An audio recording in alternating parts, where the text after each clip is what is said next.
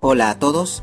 Este domingo 25 de agosto a las 3:30 de la tarde se va a llevar a cabo el partido entre Comerciantes Unidos y Deportivo Garcilaso, correspondiente a la 9ª fecha del torneo clausura de la Liga 1 Te Apuesto 2024. El escenario será en el estadio Germán Contreras Jara, ubicado en Cajabamba, Cajamarca. Esperemos de que haga un excelente partido y que gane el mejor. Mucha suerte para ambos equipos. Muchas gracias.